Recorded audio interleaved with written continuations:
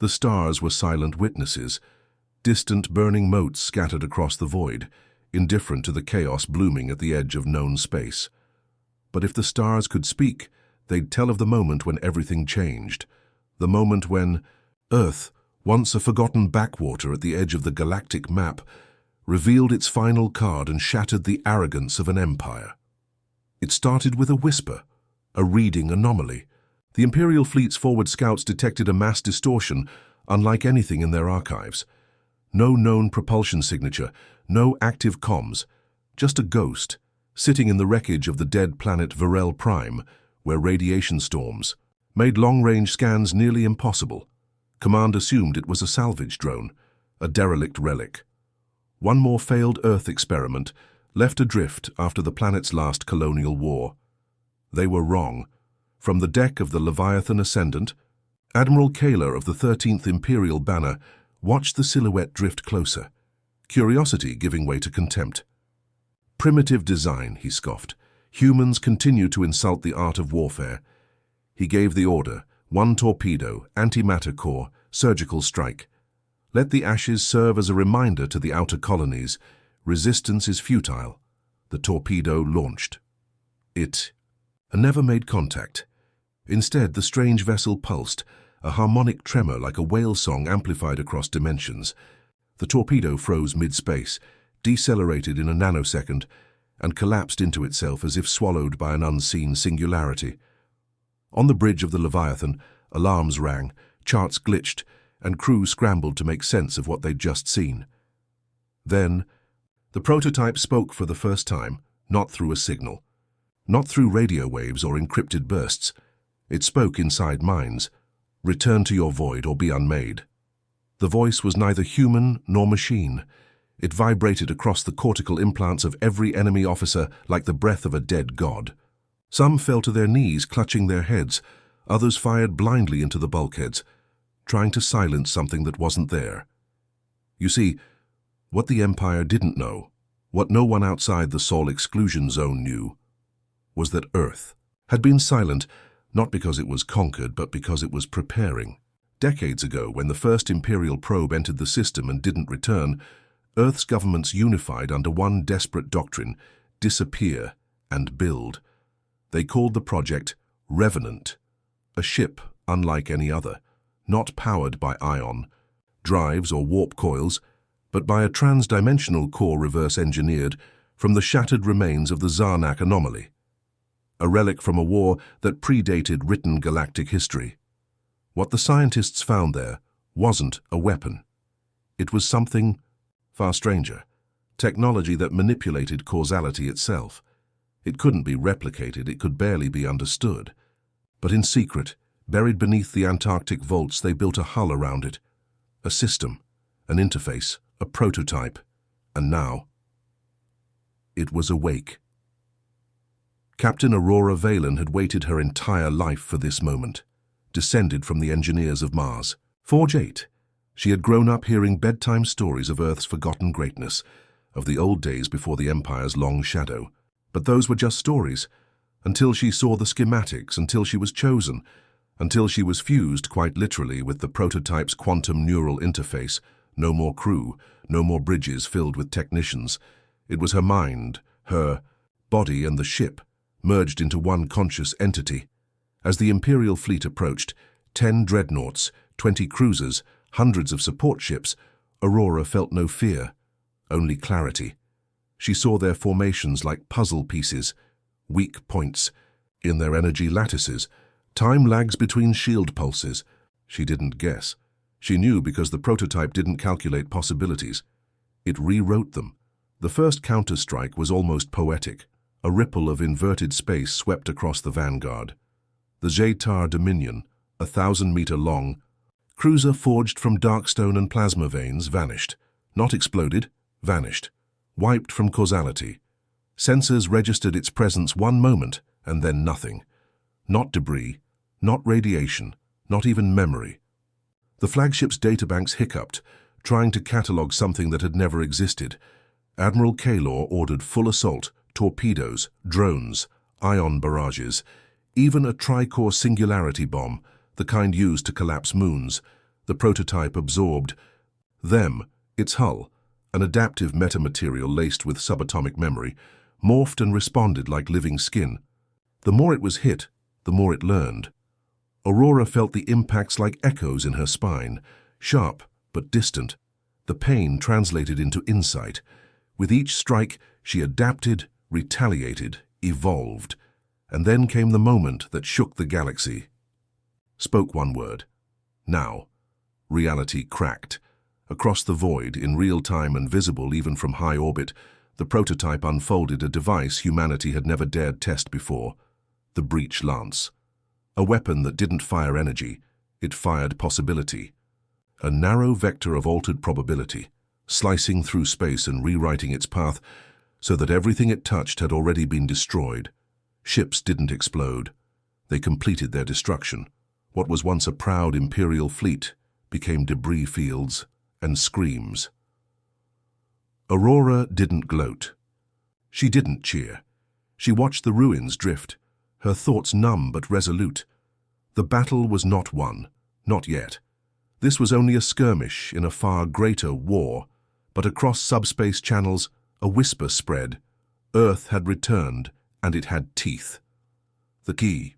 Wreckage floated like ghosts, fractured hulls and scorched plating drifting slowly through the void, orbiting the prototype like fallen moons.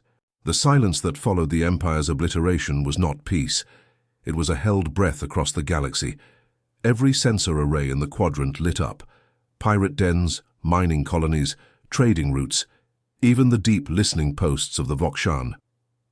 Confederacy suddenly aligned their long-range ears toward the source of the impossible. A single ship had wiped out a fleet that had raised 7 civilizations in the last decade. And yet, it wasn't over. Inside the mind of the prototype, Captain Aurora Valen floated, half in her body, half in the machine. Her heartbeat echoed in the bulkheads. Her breath synchronized with the pulse of the quantum core. She didn't sit in a command chair. There was no bridge, no glowing consoles or windowed viewports. The ship was an extension of her consciousness. She felt space-time as a pressure around her skull, the warp signatures of surviving enemy craft like electric tingles across her skin. Something wasn't right. "One vessel remains," the prototype whispered, "but it is cloaked outside known. Spectra." Suggestion: deploy Ansible Pulse. Aurora nodded. No movement necessary. The thought alone triggered the pulse, a low-frequency blast of entangled particles capable of disturbing even the most advanced cloaking arrays. A shockwave rippled outward, unseen by most but revealing everything to the prototype's transcendent senses. There it was, lurking beneath the remains of the Talon Wraith, hidden behind a veil of quantum camouflage, a command corvette, Vindicator class, built not for war, but for data acquisition. It had witnessed everything. Inside that corvette, Sub-Prelate Vexior blinked his third eyelid and hissed a curse. They weren't supposed to have this, he snarled, spines along his neck flaring. Earth was contained. This changes the calculus. His attendant, a semi-sentient AI hologram named Kaln, flickered to life. Priority 1 protocol recommends immediate system escape. Transmission underway to Central Hegemony Archive. No. Vexior snapped. Not yet. I want to see how it dies. He had studied human warfare for centuries. Earth's history was a blood-soaked manual of guerrilla tactics, rebellion, and asymmetric warfare. But this was not rebellion. This was retaliation. The difference was subtle and terrifying. Back aboard the prototype, Aurora narrowed her focus. She could feel the corvette's presence like a heartbeat in a sea of ash. Her ship, her body, prepared a final vector lock. But then, a ripple. Something pressed back. The prototype's vision of space distorted. The surrounding wreckage shimmered and rearranged. Aurora staggered inside her mind, disoriented. It was as if time had just skipped a beat. Interference detected, the prototype intoned. Chrono-resonance signature, precursor tech. They are using a time-split array. Her stomach turned. Time manipulation was a theoretical danger, a boogeyman whispered in underground labs. The concept of splitting a moment, creating parallel trajectories, and choosing the most favorable. Outcome: only the oldest species had even glimpsed the science. If the Vindicator had access to that, they weren't just watching, they were testing. The corvette pulsed, and space bent. Not a weapon strike, a rewind, a split-second rollback, as though the prototype's location had shifted, repositioned against its own will. Then came the attack, a gravitic lance, a needle of compressed black hole matter, fired from point-blank range. Aurora reacted instinctively, quantum shields flaring. But this time, the impact hurt. She screamed, not from pain in the body, but in the soul. The feedback rippled through her neural interface, and for one brief moment, she lost connection. Darkness. She was back in the capsule, human, flesh, alone, cold. For the first time since full sync, she felt separated from the ship. Reintegrating, the voice of the prototype called distantly. Stabilizing consciousness, fractal. Hold on. And then she saw it, not through sensors, not through visuals. She felt the shape of the corvette's engine signature, the familiar rhythm of stolen tech. It pulsed like Earth's earliest warp drives. She realized with horror, they hadn't just acquired precursor relics. They had stolen Earth's early designs from the colonial centuries. Earth was not just fighting back. It was fighting itself, a mirror version manipulated, weaponized, and turned into a scalpel to dissect the original. That realization snapped her back into sync. Her mind rejoined the prototype with a rush of light and data. Space unfolded. Timelines remerged, and the prototype responded with fury. A barrage of subdimensional filaments, impossibly thin threads of directed entropy, launched from the hull. They pierced through layers of shielding and curved with predatory precision toward the corvette's temporal core. 1, 2, 3 penetrations. The time-split array overloaded. Reality stabilized. The Vindicator-class corvette began to implode. Not explosively, but elegantly. Its components unwinding in reverse, like someone hitting rewind on creation itself. Vexia's last thoughts were not of fear, but admiration. They built this. The corvette vanished into a ripple of collapsing gravity. Aurora slumped inside the neural interface, her vitals stabilizing. Her thoughts swirled with revelations. This wasn't a scouting fleet. It was a test run. The Empire hadn't expected Earth to win. They had wanted Earth to fight, to reveal its hand, because somewhere out there in the black, someone knew what Earth had built. And they weren't afraid. They were preparing. The prototype's voice returned, now laced with tension. Incoming data burst from outer system. Multiple fleets en route. Estimated time, 3 days. Signal origin, unknown. Aurora's eyes opened fully for the first time since the battle began. Her breath fogged the capsule's interior. She whispered, then this was just the beginning. And far beyond Earth's solar reach, in the shadows of a hollow moon orbiting a dead star, a cold, silent station stirred to life.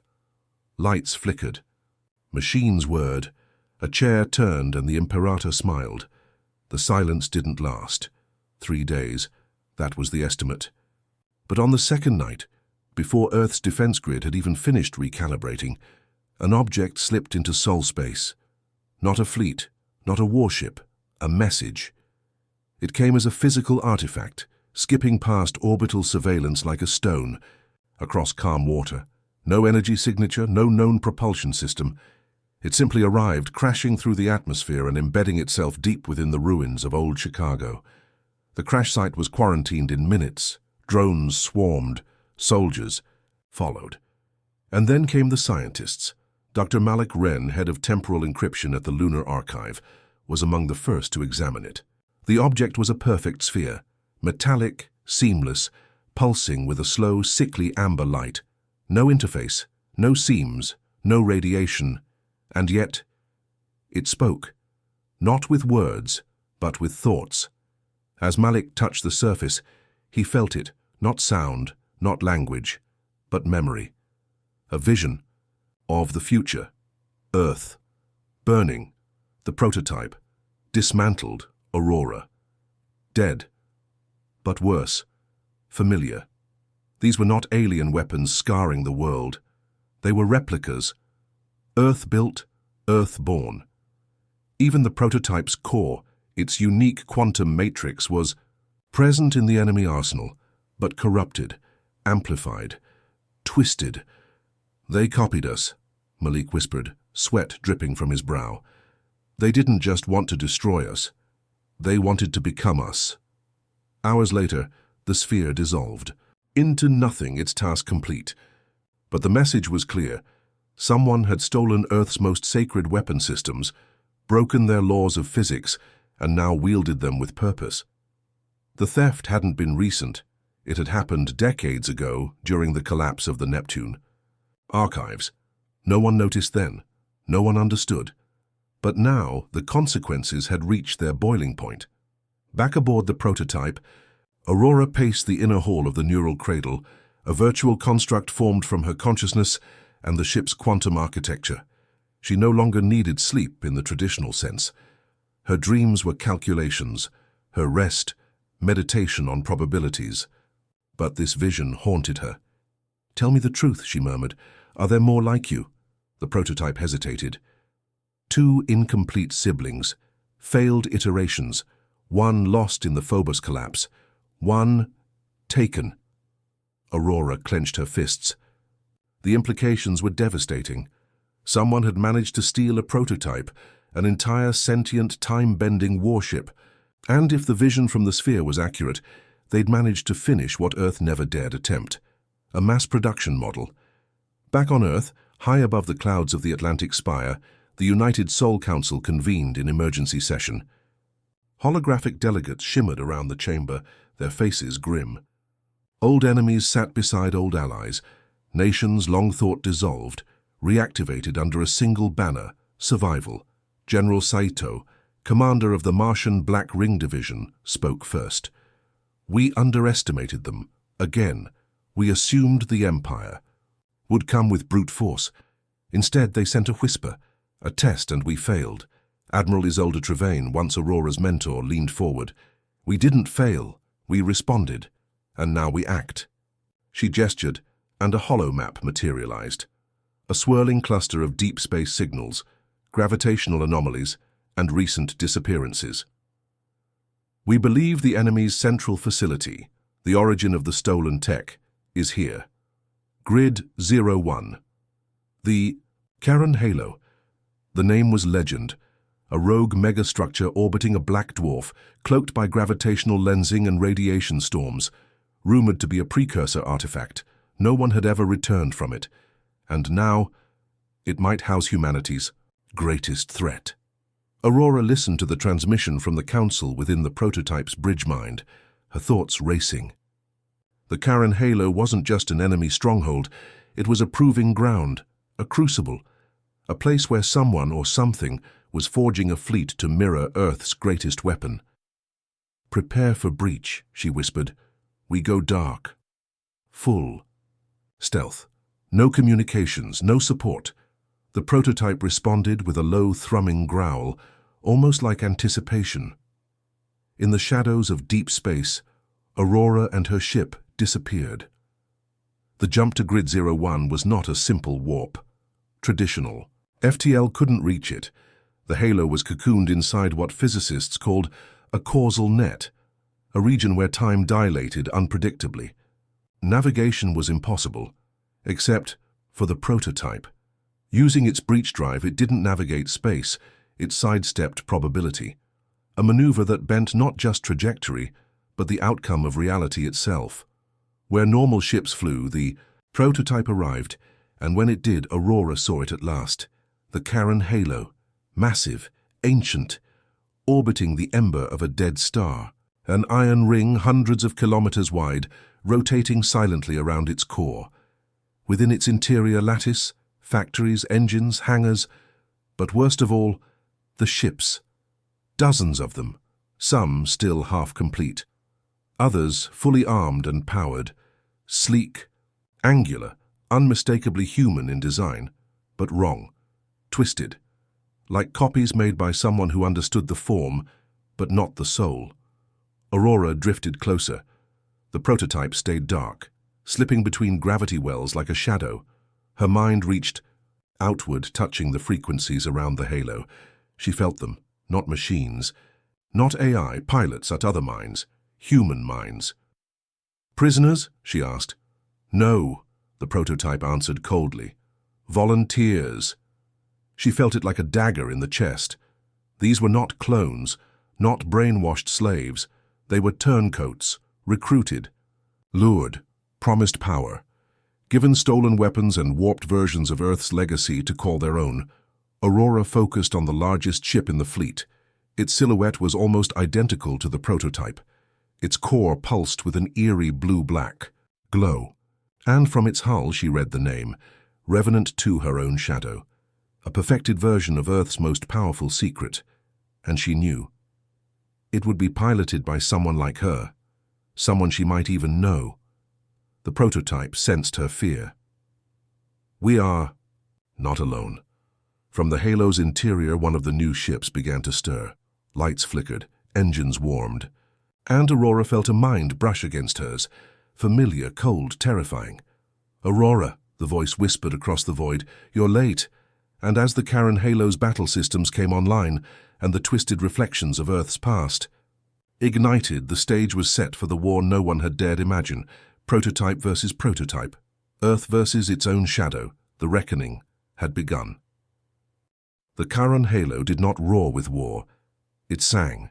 Frequencies beyond hearing, pulses beyond sight, gravitic murmurs whispered through the void, announcing the rise of the Revenant fleet.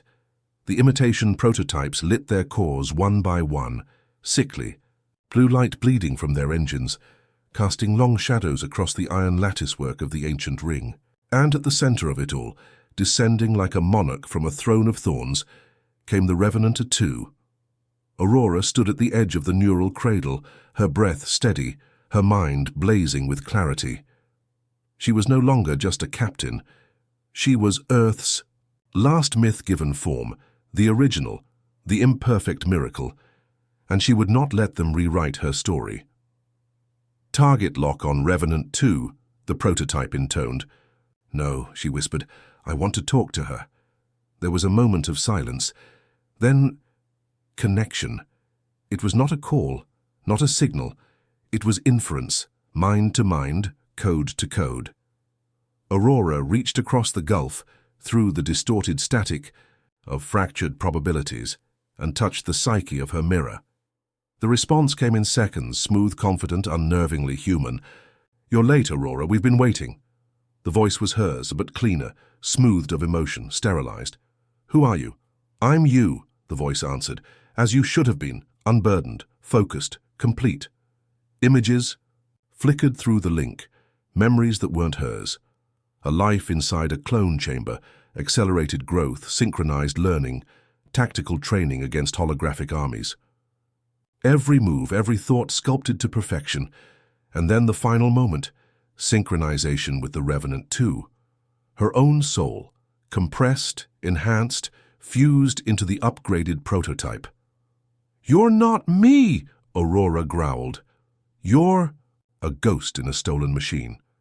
I am the future, and you're a flaw that should have been erased."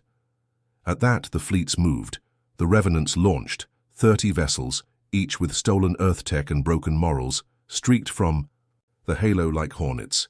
But Aurora didn't flinch. She moved.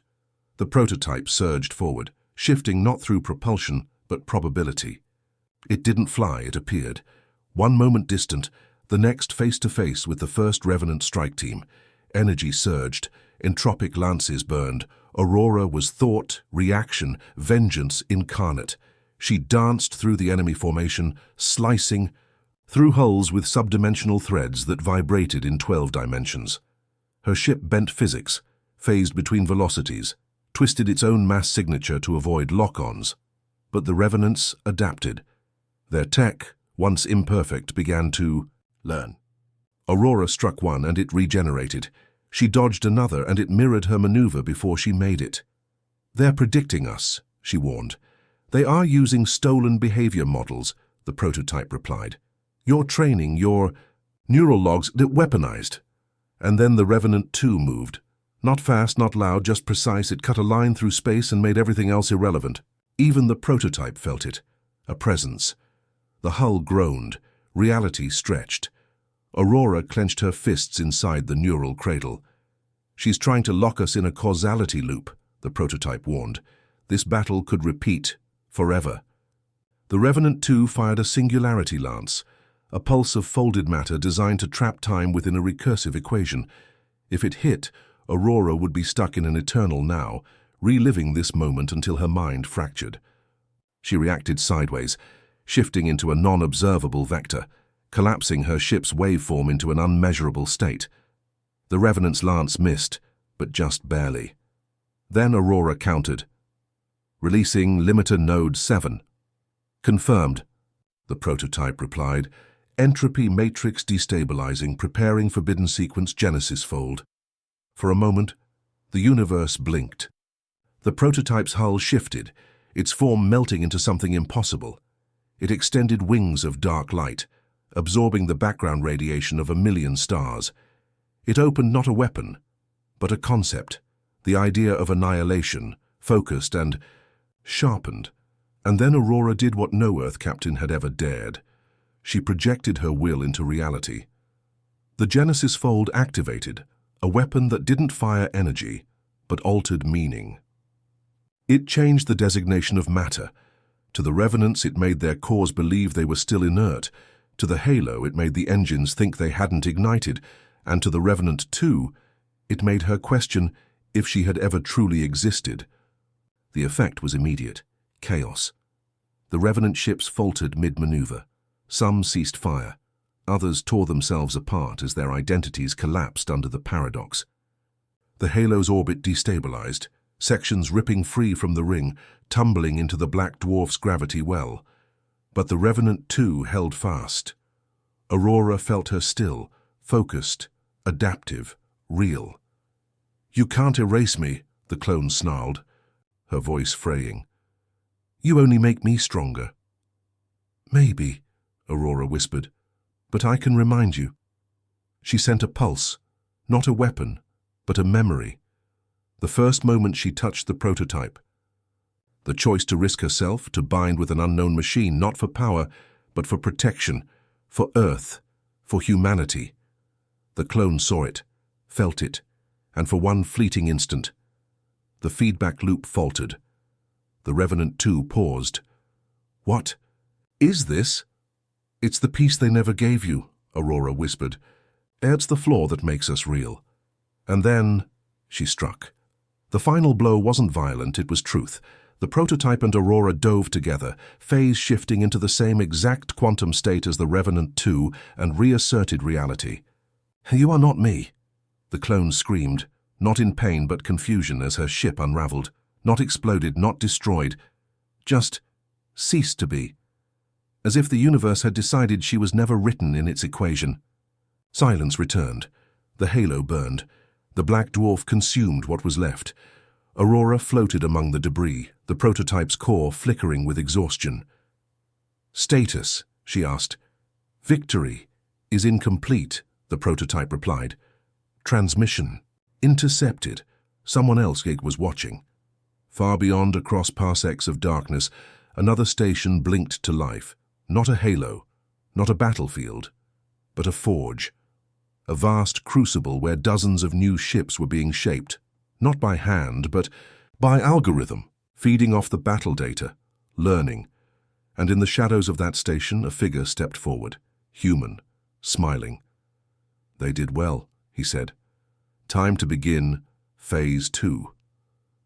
If this story gripped you, made your heart pound, and left you wanting more, then like the video, share it with your fellow sci-fi warriors, and drop a comment below. What would you do if Earth's deadliest weapon was built in your image? Until next time, keep watching the stars. They're watching back.